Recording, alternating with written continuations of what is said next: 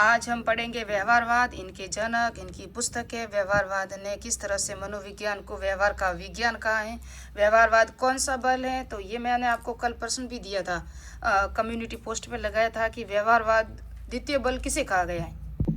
देखो यहाँ पर ये बुक कौन सी मैं अभी बताऊंगी आपको। सिगमंड फ्राइड की जो मनोविश्लेषणात्मक संप्रदाय है ना, उसे प्रथम बल कहा गया है। द्वितीय बल किसे कहा गया है? जे.बी. वॉटसन का व्यवहारवाद। तो अभी मैंने कल एमसीक्यू दिया था आपको, तो वहाँ मैंने बताया था आपको कि द्वितीय बल किसे कहा गया है, व्यवहारवाद को। ये प्रश्न आ चुके हैं। तृतीय बल है जो अब्राहम मास्लो का मानवतावाद संप्रदाय या मानवतावाद सिद्धांत। इन सबको अभी हम डिटेल से भी पढ़ेंगे, धीरे धीरे आगे बढ़ रहे हैं ना। और ये अवनी पब्लिकेशन बुक है, आपको पता हो तो धीर सिंह धाबाई की पुस्तक है। और उनमें हमेशा आपको पता होना चाहिए, कभी कोई गलत चीज सत्य नहीं है। आपके आईसीटी भी है, रीट में आपको पता हो, शिक्षा शास्त्र भी है और शिक्षा मनोविज्ञान भी है।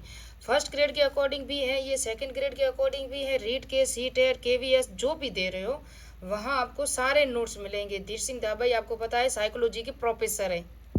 उसके बाद पढ़ेंगे समग्रवाद या गेस्टॉल्टवाद। इनके वीडियो मैंने कल नोट्स दोनों के दिए थे, इसके नहीं दिए थे, उसके दिए थे, लेकिन कुछ क्लियरिटी अच्छी नहीं थी ना, इसलिए मैंने वापस से आज आपको सारे नोट्स में हम प्रोवाइड करवा रही हूँ। और स्टार्ट तो हम यहीं से करेंगे। थोड़ा सा वो व्यवहारवाद का जो जे.बी. वॉटसन की है, कुछ वापस से एक पेज में वापस से रिकॉल कर लेते हैं हम। यहाँ से 2014 में प्रश्न भी आया हुआ, प्रश्न हमेशा आता है जे.बी. वॉटसन का प्रश्न तो है व्यवहारवाद और मनोविश्लेषणात्मक और गेस्टाल्टवाद। वेरी इंपॉर्टेंट है, तीनों से प्रश्न आते ही हैं।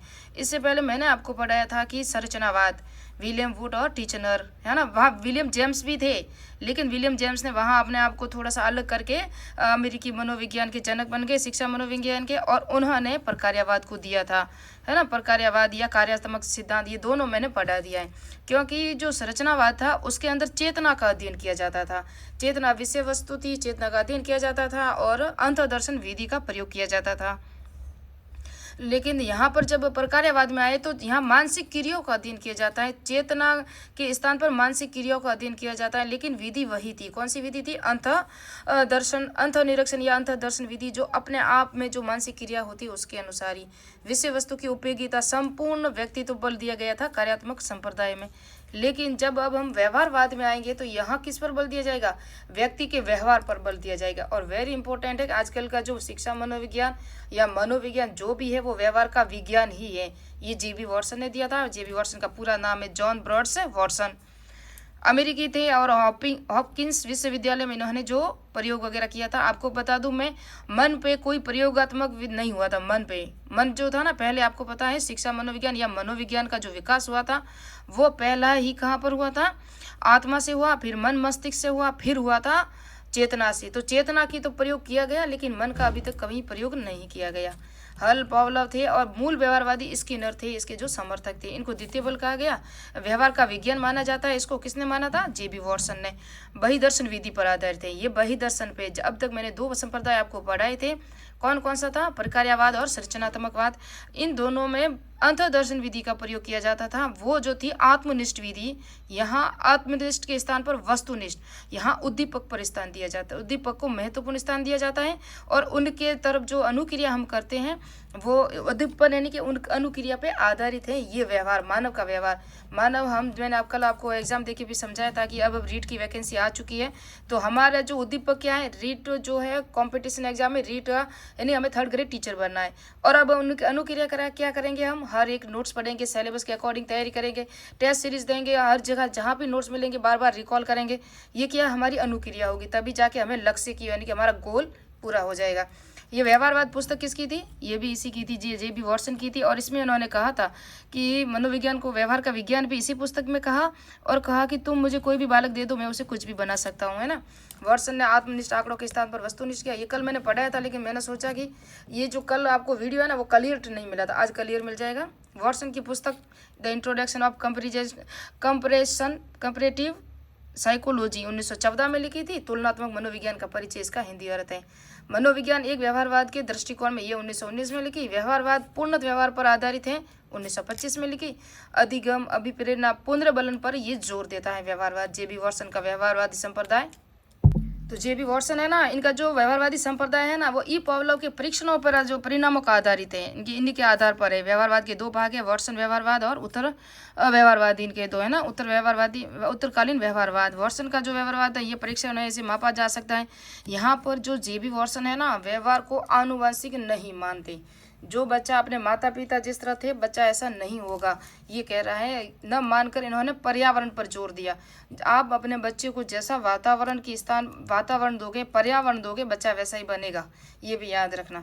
व्यवहारवाद शब्द कल मैंने यहाँ पूरा डिटेल से पढ़ाया था, आपको समझाया भी था, वहाँ जाके आप वापस से समझ सकते हो। लेकिन व्यवहारवाद शब्द का प्रयोग पहली बार किसने किया था? मैकडूगल ने किया था, अपनी पुस्तक आउटलाइन ऑफ साइकोलॉजी में किया था।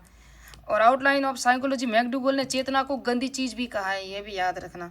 वॉटसन ने मनोविज्ञान के मन रहित मनोविज्ञान कहा है, यानी कि इसके अंदर मन नहीं है। इन्होंने शरीर को अस्तित्व को माना था, मन को नहीं माना। मस्तिष्क के इन्होंने रहस्य बॉक्स कहा है। किसको कहा है? मस्तिष्क को। प्रारंभिक जो व्यवहारवादी थे वो A.P. विस थे, लेस्ली हंटर हॉस्ट। उत्तर व्यवहारवादी गुथरी, हल, टॉलमैन, स्किनर, फेंटर, बांडुरा, ये सभी थे। बांडुरा, इन सबको हम, स्किनर का भी सिद्धांत पढ़ेंगे हम, और क्रिया प्रस्तुत सिद्धांत है। कुर्ट लेविन का भी पढ़ेंगे, टॉलमैन का चिन्ह का सिद्धांत भी पढ़ेंगे, एडवर्ड गुथरी का भी पढ़ेंगे, बंडूरा का सामाजिक अधिगम सिद्धांत। ये जब अधिगम के सिद्धांत आएंगे ना, वहाँ हम सब वापस से डिटेल से इसको पढ़ेंगे। उत्तरकालीन व्यवहारवाद क्या है? इन्होंने पुनर्बलन पर जोर दिया। इन्होंने व्यवहारवादियों को ब्लैक बॉक्स कहा है। क्या कहा है? ब्लैक बॉक्स की संज्ञा दी है। अब हम पढ़ेंगे समग्रवाद, गेस्टाल्टवाद, है ना, संज्ञानात्मकवाद, अंतर्दृष्टि, सूझ का सिद्धांत भी कहते हैं इसे।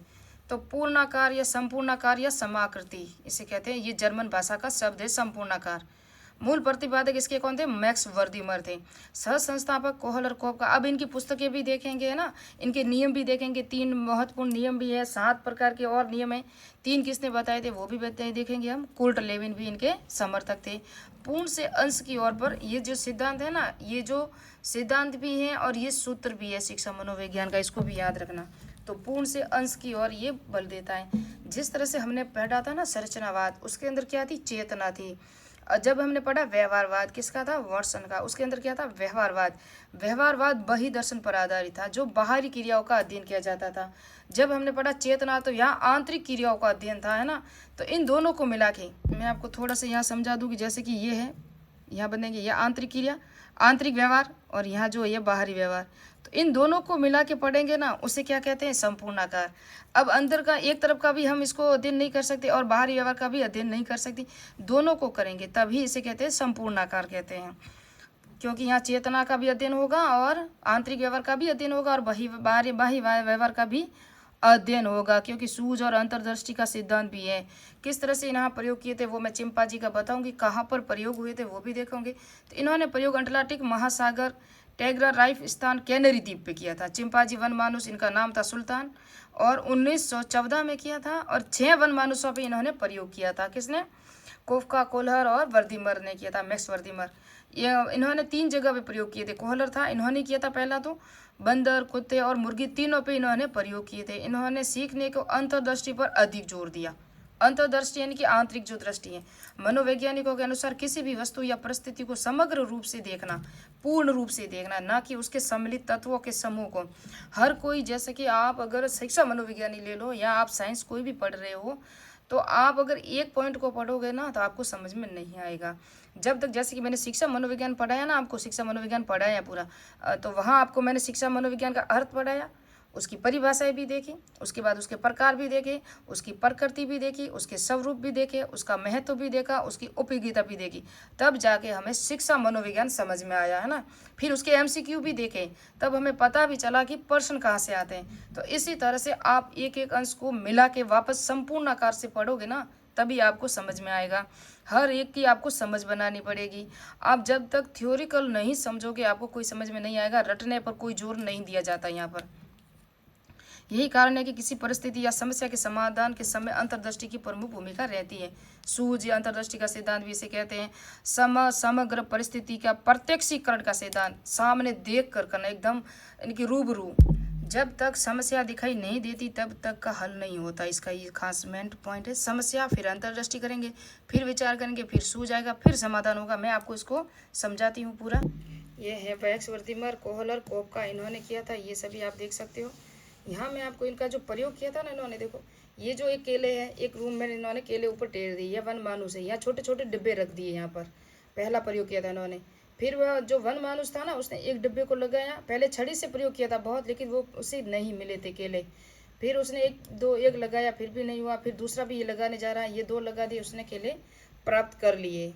दूसरी बार जब दूसरा प्रयोग किया इन्होंने, कोहलर और कोपका ने प्रयोग से पिंजरे में बंद किया चिंपैंजी को, बंद करके केले में वहाँ छड़ी रख दी और उनको केले को पाना था उसे। तो वो कई बार प्रयास करता रहा इनकी खोलने के लिए, अनुक्रिया की। उद्दीपक क्या था? केला था। यहाँ उद्दीपक क्या है? यहाँ भी जो ऊपर ये टांगे हुए केले हैं, क्या? उद्दीपक। तो इसीलिए इसे उद्दीपक अनुक्रिया का सिद्धांत भी कह सकते हो। इस तरह से उसके वो जो करता है ना, थॉर्नडाइक ने किया था ना, कुत्ते या बिल्ली का सिद्धांत, जो पिंजरे में बिल्ली को बंद कर दिया और मछली या मांस का टुकड़ा बाहर रख दिया। उस मांस के टुकड़े को देख के वो बिल्ली बार बार क्रिया प्रतिक्रिया कर रही थी, जिससे अचानक से उसका पैर एक जो ढक्कन होता है या दरवाजे पर रख दिया जाता है, दरवाजा खुल जाता है, वो बाहर आ जाती है और उस टुकड़े को खा लेती है। या कुत्ता वगैरह था वो जो प्रयोग किया था, वो आगे हम डिटेल से पूरा देखेंगे। ये कॉलर का प्रयोग, फिर यहाँ से धीरे धीरे उसने छड़ी देखी लेकिन प्रयोग नहीं किया। बाद में उसने यह छड़ी ली और उसका प्रयोग किया। फिर उसको ने इस तरह से छड़ी को उपयोग किस तरह से किया, सूज का सिद्धांत है। और फिर प्रयत्न करके केले अपने पास ले आए और खा लिया। तो ये था सिद्धांत। अब जल्दी से नोट्स पूरे करते हैं हम। महत्वपूर्ण इनकी पुस्तकें हैं। 1959 में कोहलर ने अपनी पुस्तक लिखी थी गेस्टाल्ट साइकोलॉजी, है ना। फिर experimental studies on the perspective of the movement में विचार प्रस्तुत किया कि संपूर्णता का विचार दिया, मैक्स वर्दीवर ने दिया था। किसका? संपूर्णता का विचार। कोर्ट और कोफका ने 1913 में बैटरी जर साइकोलॉजी गेस्टाल्ट में सिद्धांत दिए। 1921 में द ग्रोथ ऑफ माइंड पुस्तक भी लिखी गई। 1935 में प्रिंसिपल ऑफ गेस्टाल्ट साइकोलॉजी लिखी। इन्होंने सीखने के इंद्रिय जनित अधिगम में महत्वपूर्ण माना, सर्वोच्च अधिगम तार्किक अधिगम को भी माना। कॉलर ने 15 माह की बालिका पर भी इन्होंने प्रयोग किए थे। मैंने कहा काफ़ी प्रयोग किए इन्होंने। मुख्य रूप से 3 नियम बताए थे और ये है 7 नियम। मैं बता दूं अभी पूरे। यहाँ से प्रश्न तो नहीं आएगा, लेकिन ये जो है आप देख सकते हो 7 नियम है। समीपता का नियम, वस्तुनिष्ठ सेट का नियम, समवृत्ति का नियम। इस नियम में अधूरी आकृति को अपना और पूरा करके संपूर्ण चित्र के रूप को देखना, संपूर्ण को आकृतियां मिलाना है ना। आकृति पृष्ठभूमि का नियम, इस नियम के इस बात का बल दिया डालता है कि प्रत्येक शिकन किसी आकृति के रूप में संगठित हो जाता है और निश्चित पृष्ठभूमि पर दिखाई देती है। और निरंतरता का नियम, इस नियम के अनुसार वस्तुओं में से एक दिशा में आगे बढ़ते रहने की निरंतरता बनी रहती है। तो मैं मोस्ट इंपॉर्टेंट ये 2 ही हैं। एक तो ये कि ये नियम है, एक ये नियम है, और एक ये समीपता का नियम है। तो इन 2-3-4 नियम को याद रखना, जबकि 7 नियम है। नियम इतने इंपॉर्टेंट नहीं है, लेकिन 5 संप्रत्यय हैं, इसको भी याद रखना। गोल, ऑब्जर्वेशन, ऑब्जर्ट्रैक्शन है ना, फिर है टेंशन यानी तनाव, फिर है ऑर्गेनाइजेशन यानी संगठन, फिर पुनरुत्थान रीऑर्गेनाइजेशन। तो इनको याद रखना। लक्ष्य आएगी, फिर बाधा आएगी, फिर वापस से तनाव होगा, फिर संगठन आएगी, सबको मिलाएंगे, फिर वापस से हमें पुनर्बलन वगैरह जो मिल जाएगा। सूझ के सिद्धांत की जो विशेषता है, यहाँ से प्रश्न आया 100%। सीखने की प्रकृति क्या है? संज्ञानात्मक होती है। अधिगम का सीखना क्या होता है? अचानक होता है, आकस्मिक से अधिगम होता है। सीखने की प्रक्रिया यंत्रवंत नहीं होती। यहाँ ये जो लाइन है ना, ये दी हुई होती थी वहाँ ऑप्शन में, लेकिन ये नहीं है, याद रखना। सीखने की प्रकृति कैसी होती है? स्थायी होती है। सीखने की प्रक्रिया सूझ क्या होती है? अचानक होती है। शिक्षा में सीखने के क्या क्या महत्व है? तो पाठ्यक्रम के निर्माण में सहायक है, पूर्ण से अंश की ओर शिक्षण सूत्र है, समस्या का पूर्ण रूप से प्रस्तुतिकरण है, विषय वस्तु का उचित संगठन व क्षमता है, समझ विकसित करना, रटन प्रणाली का विरोध है। यहाँ रटने पर जोर नहीं, समझना है आपको। कठिन विषय के लिए उपयोगी है ये। तो यहाँ से प्रश्न आ सकता, तो ये 3 नियम है ना, ये चिंतन के 3 प्रकार है, इनको याद रखना। ये भी गेस्टाल्ट ने दिए थे। उत्पादी चिंतन, जिसे एक प्रकार का कहते हैं, ये प्रकार का चिंतन है जिसमें बालक लक्ष्य और उसके तक पहुंचने के साधन में प्रत्येक संबंध स्थापित करता है, उसे कहते हैं उत्पादी चिंतन नियम। आंशिक उत्पादी और आंशिक अनुत्पादी बी प्रकार का जो ये चिंतन है, इसमें यह एक प्रकार का यांत्रिक चिंतन है, ये भी याद रखना। वाय प्रकार का जो चिंतन है ना, ये है पर्यटन व भूल की सहायता से समस्या के पहलू को अपनी संबंधों को जानकर ही व्यक्ति समाधान प्रारंभ करता है। उसके बाद है ये प्रश्न, ये बुक पीछे रह गई थी, एक प्रोडक्टिव थिंकिंग, मैक्स वर्दीमर की पुस्तक है। इसमें आभासी गति अध्ययन और इसमें चिंतन प्रक्रिया का वैज्ञानिक अध्ययन किया गया है। तो ये चिंतन के 3 नियम और ये वर्दीमर की जो पुस्तक है, इन पुस्तक को याद रखना इंपॉर्टेंट है, मैक्स वर्दीमर की। मैंने तीनों नियम धीरे धीरे एक दूसरे को साथ मिला के कर ली। अब नेक्स्ट में हम पढ़ेंगे मनोविश्लेषणात्मक संप्रदाय। इसके अंदर हम पढ़ेंगे स्थल आकृति के 3 प्रकार बताए थे सिगमंड फ्रायड ने, जहाँ हम चेतन, अचेतन और अवचेतन प्रकार पढ़ेंगे। फिर उन्होंने गत्यात्मक के प्रकार भी बताए थे मनोविश्लेषणात्मक में, जिसमें ईगो और सुपर ईगो पढ़ेंगे।